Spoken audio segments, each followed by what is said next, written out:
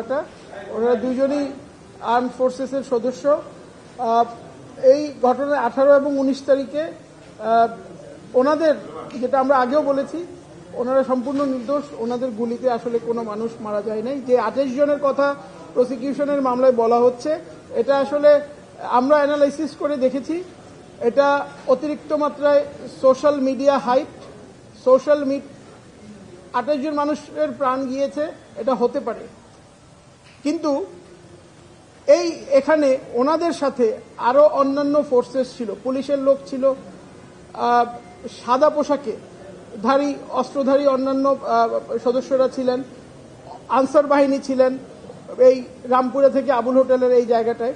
So অন্যান্য এরা কিন্তু এই ঘটনার পরে ওনারা পালিয়ে গিয়েছেন। আমাদের এই দুইজন আসামি ওনারা চাইলে পালিয়ে যেতে পারতেন, তো যেহেতু ওনারা জানেন যে ওনাদের মাধ্যমে কোনো ক্যাজুয়ালিটি হয় নাই, ওনাদের সেই সৎ সাহস ছিল, ওনারা এই কারণে আইনের প্রতি শ্রদ্ধা রেখে এই প্রসিকিউশন ফেস করছেন।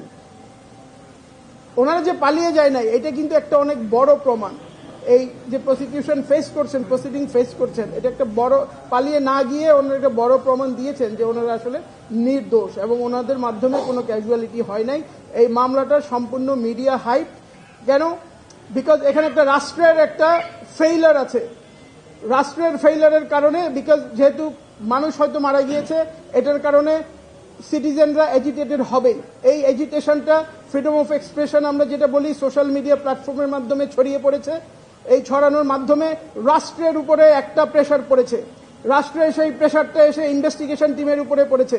ইনভেস্টিগেশন টিম সেইটার উপরে ইনভেস্টিগেশন করেছে আন্ডার প্রেশার, সেইটা আলটিমেটলি প্রসিকিউশনের উপরে পড়েছে এবং যেটা আলটিমেটলি এই আইসিটিতে অথবা আইসিটি ট্রাইব্যুনালের কাছে এসেছে। সো এই রাষ্ট্রের যে ফেইলার, এই ফেইলার, রাষ্ট্রের যে ডার্টি লন্ড্রি, রাষ্ট্রের জঞ্জাল, আমরা চাই না যে এগুলা এভাবে রাষ্ট্রের ফেইলারের মাধ্যমে কোর্ট পর্যন্ত আসুক। এবং যদি কেউ খুন করে থাকে, ক্যাজুয়ালিটি করে থাকে, তাদের বিচার হওয়া উচিত, কিন্তু এই বিচার হতে গিয়ে অন্যায়ভাবে একটা ইনোসেন্ট মানুষকেও যাতে একদিন জেলে থাকতে না হয় অথবা শাস্তি পেতে না হয়, এটা হচ্ছে। সো এই কারণে এই মামলাটা ইম্পর্টেন্ট এবং আমরা মনে করি যে এই দুইজন আসামিকে আমরা ডিফেন্ড করছি। এই দুইজন আসামি বেকসুর খালাস পাবে ইনশাল্লাহ এবং মুক্ত হয়ে ফিরবে এবং ন্যায় বিচার আমরা পাবো।